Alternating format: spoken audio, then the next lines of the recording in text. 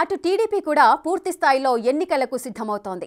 అధికారంలో ఉన్న వైసీపీని అడ్డుకొని నిలబడడం పెద్ద సవాలే అని తెలిసినా తమ వ్యూహాలకు పదును పెడుతున్నారు. ఎవరి వ్యూహాలు వాళ్లకుంటాయి కదా. ఇప్పుడు టీడీపీ అమ్ముల పొదిలోనూ కొన్ని అస్త్రాలున్నాయి. వాటిని బయటకు తీస్తున్నారు. గతంలో చేసిన తప్పులను సరిచేసుకుంటూ అధికార వైసీపీ చేసిన పనులను టార్గెట్ చేస్తున్నారు చంద్రబాబు. వైసీపీ మాదిరిగానే టీడీపీలోనూ చాలా మంది నేతలకు టికెట్ల భయం పట్టుకుంది.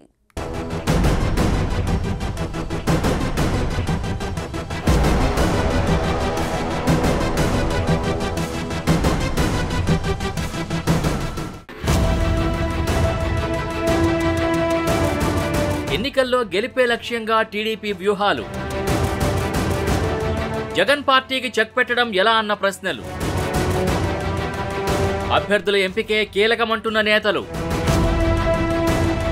గెలవాల్సింది పార్టీ అంటున్న చంద్రబాబు. ఎస్, టార్గెట్ క్లియర్గా ఉంది. అందుకు సమయం కూడా ఉంది. వ్యూహాలు రెడీ అయ్యాయి. అన్నిటినీ పక్కాగా ఎగ్జిక్యూట్ చేయడమే మిగిలింది. అలాగని అది అంత ఈజీ కాదు. ఈ విషయం టీడీపీ నేతలకు తెలుసు. అందుకే అన్ని అస్త్రాల్ని ఇప్పటినుంచే బయటికి తీస్తున్నారు. వైసీపీలో అభ్యర్థుల్ని పక్క నియోజకవర్గాలకి మార్చడం, కొందరిని డ్రాప్ చేయడం చూస్తుంటే టీడీపీలోనూ ఎవరికి టికెట్లు దక్కుతాయన్న టెన్షన్ పెరుగుతోంది.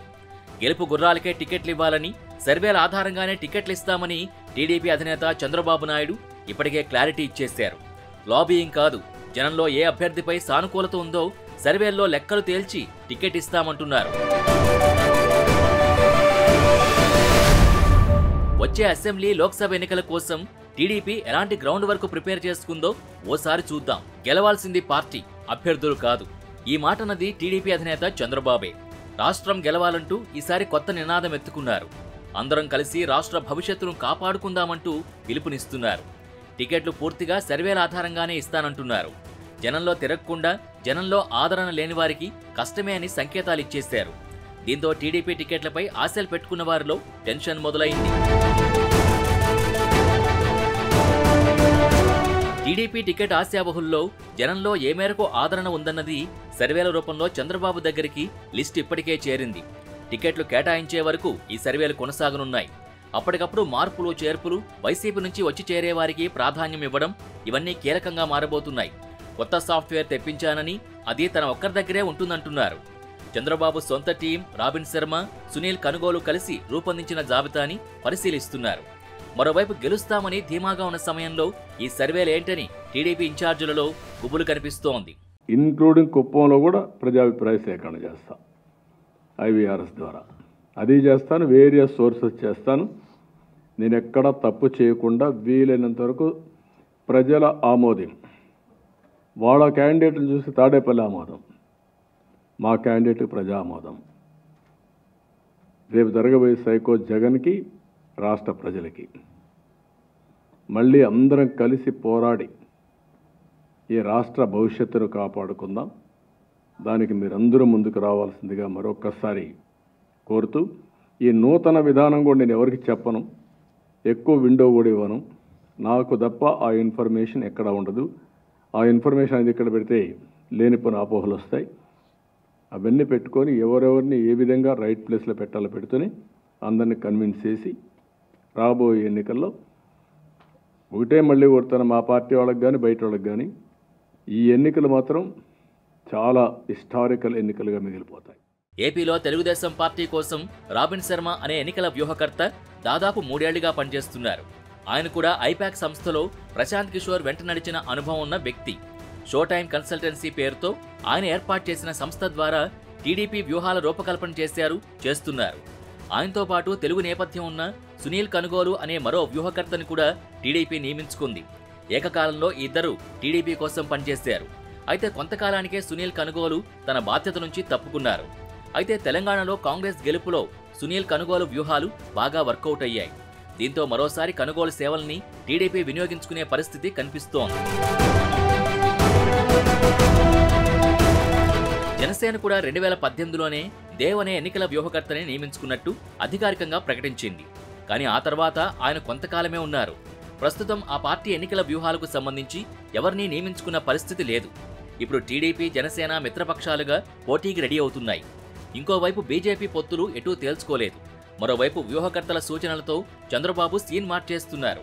వచ్చే ఎన్నికల్లో తనని గెలిపించకపోతే రాజకీయాలకు దూరం అవుతానని గతేడాది బహిరంగంగా ప్రకటించారు. వచ్చే ఎన్నికలే తనకి చివరి ఎన్నికలవుతాయని కూడా అన్నారు. వైఎస్ఆర్సీపీని ఓడించకపోతే రాష్ట్రానికి తీరని నష్టం జరుగుతుందని, ఆ పార్టీ నుంచి విముక్తి కోసం రాష్ట్రానికి ఇదే చివరి ఛాన్స్ అని కూడా మాట్లాడారు. మళ్లీ ముఖ్యమంత్రిగానే సభలో అడుగు పెడతానని శపథం పట్టారు. ప్రస్తుతం వైసీపీపై చంద్రబాబు విమర్శల డోస్ ఒక్కసారిగా పెంచేశారు. ఇప్పుడది బాబుకు చాలా అవసరం కూడా. స్కిల్ కేసులో ఇటీవలే చంద్రబాబుని జైలుకు పంపింది జగన్ సర్కార్. బెయిల్పై బయటున్న బాబు సహజంగానే జగన్ సర్కార్ తీరుపై చాలా రగిలిపోతున్నారు కూడా. జగన్లో ఓటమి భయం పట్టుకుందన్నారు. 11 మంది మంత్రులు ఎమ్మెల్యేల్ని అటు ఇటు మార్చి హడావుడి చేస్తున్నారని, మార్చడానికి ఎస్సీ బీసీ ఎమ్మెల్యేలే దొరికారా అని ప్రశ్నించారు. 10 మందిని 25 మందిని కాదు, మొత్తం 150 మంది ఎమ్మెల్యేల్ని మార్చినా ఈసారి ఎన్నికల్లో వైసీపీ గెలవలేదంటూ కౌంటర్లు వేస్తున్నారు. మద్య నిషేధం చేయకుండా ఈసారి ఎన్నికల్లో ఓట్లు అడగనని జగన్మోహన్ రెడ్డి గతంలో ప్రకటించారని, ఇప్పుడు ఏ ముఖం పెట్టుకుని ఓట్లు అడుగుతారని ప్రశ్నిస్తున్నారు. ఈరోజు ఎక్కడికక్కడ మనం చూస్తూ ఉంటే అన్నిట్లో దిగజారిపోయే పరిస్థితి వచ్చింది. అందుకే ఈయనకు జగన్ మామూలుగా లెక్కలు తారుమారైపోయినాయి. 175 సీట్లు గెలిచిపోతామని సంకలెగరేశాడు. ఇప్పుడు దిగజారిపోయాడు. ఓటమి భయం పుట్టుకునింది తాడేపల్లి ప్యాలెస్లో. దానికోసం ఇప్పుడు 11 మంది ఇన్ఛార్జ్ ఒకటేసారి మార్చేశాడు. అంటే నాకైతే అర్థం కాల. 45 ఏళ్ళు నేను రాజకీయాల్లో ఉన్నాను, కానీ ఎమ్మెల్యేలకు మంత్రులకు ట్రాన్స్ఫర్లు ఉంటాయని నాకు తెలియదు ఇంతవరకు. మరోవైపు ఏపీ ఎన్నికల్లో ఓట్ల తొలగింపు కీలకంగా మారుతోంది. ఈ ఇష్యూపై టీడీపీ కూడా పోరాటం ముమ్మరం చేస్తోంది. దొంగ ఓట్లతో గెలవాలని దిక్కుమాలని ప్రయత్నాలు చేస్తున్నారంటూ చంద్రబాబు కామెంట్ చేయడం వెనక చాలా పెద్ద కథే ఉంది. రాష్ట్రంలోని 46,000 బూత్లలో తమ వాళ్లు అలర్ట్గా ఉన్నారని అంటున్నారు. దొంగే దొంగ అన్నట్టుగా వైసీపీ వాళ్లే దొంగ ఓట్లు చేర్పిస్తూ మళ్లీ వాళ్లే ఫిర్యాదులు చేస్తున్నారంటూ కౌంటర్లు వేస్తున్నారు. వైసీపీ నేతల ప్రయత్నాలకు అధికార యంత్రాంగంలో ఎవరైనా సహకరించినా, దొంగ ఓట్లు చేర్పించినా, అర్హుల ఓట్లు తీసేసినా వాళ్ల సంగతి చూస్తామని, రికార్డుల్లో ప్రతిదీ నమోదై ఉంటుందని, ఎవరిని వదిలిపెట్టేది లేదంటూ చంద్రబాబు ఘాటుగానే వార్నింగ్లు ఇస్తున్నారు. అంతేకాదు వైసీపీ నుంచి వచ్చే బలమైన నేతల్ని ద్వారాలు తెరిచే ఉంటాయని సిగ్నల్స్ కూడా ఇస్తున్నారు. వాళ్ళు అంత మంచి వాళ్ళు ఉంటే చూద్దాం. మునిగిపోయే పడవని దూకేయాలనుకుంటారు కదా, అది తప్పే ఉంది. చిల్లుబడింది, నీళ్ళన్నీ వస్తున్నాయి. ఇంక it is matter of time, అది మునిగిపోతుంది. అందరికీ తెలుసు ఆ పడవ మునిగిపోతుందని. ఈసారి మునిగిపోతే శాశ్వతంగా మునిగిపోతుంది. ఆ పార్టీకి ఒక చరిత్ర లేదు, ఒక పద్ధతి లేని పార్టీ, పునాదులు లేని పార్టీ, పునాదులు లేకుండా కూలిపోతుంది. ఆ విషయం మీరు గుర్తుపెట్టుకోవాలి. ఇలాంటి అరాచకాలు చేసిన తర్వాత ప్రజలు ఎవరు దాన్ని క్షమించరు. టికెట్ల పంచాయతీని ఢిల్లీకి తీసుకెళ్లింది టీడీపీ పార్టీ. 10 లక్షల దొంగ ఓట్లున్నాయన్న ఫిర్యాదుపై స్పందన లేకపోవడంతో కేంద్ర ఎన్నికల సంఘానికి ఫిర్యాదు చేశామంటున్నారు టీడీపీ ఎంపీలు. వై ఏపీ నీడ్స్ జగన్ అనే కార్యక్రమం పూర్తిగా పార్టీ సంబంధమైందని, కానీ దీన్ని ప్రభుత్వ కార్యక్రమంగా నిర్వహిస్తున్నారంటూ ఈసీకి టీడీపీ కంప్లైంట్ చేసింది. దీంతో కేంద్ర ఎన్నికల బృందం ఈ నెల 22న ఏపీకొచ్చి వాస్తవ పరిస్థితుల్ని అంచనా వేయనుంది. మరోవైపు తాము ఫిర్యాదు చేస్తామని తెలిసి తమకంటే ముందు వచ్చి తమపైనే కంప్లైంట్ ఇచ్చారంటున్నారు టీడీపీ ఎంపీలు. ఇప్పుడు కూడా మేము చాలా స్పష్టంగా చెప్పాం, 10 లక్షల ఓట్లు ఏ అయితే కంప్లైంట్లు ఉన్నాయో అవి పక్కన పెట్టి లిస్టు పంపించేస్తున్నారు. ఇలా చేస్తే ప్రజాస్వామ్య ప్రక్రియలో ఎన్నికలు సజావుగా జరగవు. ఎన్నికలు సజావుగా జరగడానికి వీలుగా అన్ని చర్యలు తీసుకోవాలి. అలాగే ఇంతకు ముందు ఎవరైతే ఎన్నికల అక్రమాలకు పాల్పడ్డారో వాళ్ళపైన ఎఫ్ఐఆర్లు కట్టి కేసు రిజిస్టర్లు చేసి వాళ్ళ మీద యాక్షన్ తీసుకోవాలి. ఎంతవరకు ఎటువంటి యాక్షన్ తీసుకోలేదు. ఆగమేఘాల మీద వైఎస్ఆర్సీపీ వాళ్ళు ఇచ్చిన కంప్లైంట్స్ పరిశీలించేటటువంటి క్రమం జరుగుతుంది తప్ప, అధికార పక్షానికి న్యాయం జరుగుతుంది తప్ప ప్రతిపక్షాలకు కానీ, పబ్లిక్కి కానీ, రియల్ ఓటర్స్కి కానీ ఎటువంటి న్యాయం జరగట్లేదు. కనుక మీరు వెంటనే చర్య తీసుకోవాలని చెప్పడం జరిగింది. అటు బీజేపీ నేతలు కూడా ఢిల్లీలో ఓట్ల వ్యవహారంపై కంప్లైంట్ చేశారు. ఓటర్ల జాబితాలో అన్ని తప్పుల తడకలున్నాయంటున్నారు. సిఈసికి ఫిర్యాదు చేశారు. ఈ మొత్తం వ్యవహారంపై దృష్టి పెట్టి దొంగ ఓట్లు తొలగించాలని అంటున్నారు.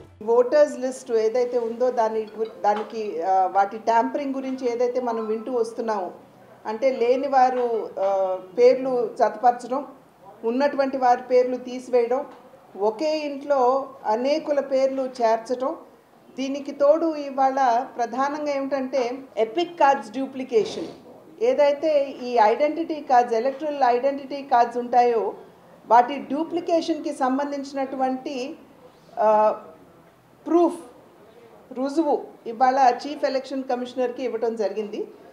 ఒక్క తిరుపతి బై ఎలక్షన్ని ఒకటి మనం పరిగణలోకి తీసుకున్నట్లయితే దగ్గర 35,000 ఈ ఐడెంటిటీ కార్డ్స్ వాటిని డూప్లికేట్ చేసినటువంటి సందర్భం మనం అందరం మర్చిపోలేదు అని చెప్పి నేను అనుకుంటున్నాను. టీవీలో కూడా మీడియాలో కూడా మనం చూసాం. కొన్ని పదుల్లో బస్సుల్లో ఓటర్ని పక్క కాన్స్టిట్యువెన్సీస్ దగ్గర నుండి తీసుకుని వచ్చి ఈ తిరుపతి బై ఎలక్షన్లో ఓటు చేసినటువంటి సందర్భం మనం అందరం కూడా మర్చిపోలేదని చెప్పి నేను భావిస్తున్నాను. ఓట్ల వ్యవహారంపై ఢిల్లీలో పోరాటం చేస్తున్న టీడీపీ, జనసేన, బీజేపీ రాష్ట్రంలో కూటమిగా కలుస్తాయా? ఏం జరగబోతోందన్నది ఇప్పటికిప్పుడు క్వశ్చన్ మార్కుగానే ఉంది. వైసీపీని ఎదుర్కొనే విషయంలో బీజేపీ హైకమాండ్ ఆలోచన ఎలా ఉందన్నది కీలకంగా మారుతోంది. ఇప్పటికైతే తాను టీడీపీతో కలిసి వెడతానని పవన్ ప్రకటించారు. ఈ 3 పార్టీలు కలిసి జగన్ పార్టీ స్పీడ్కు బ్రేకులు వేస్తాయా లేదా అన్నది చూడాలి.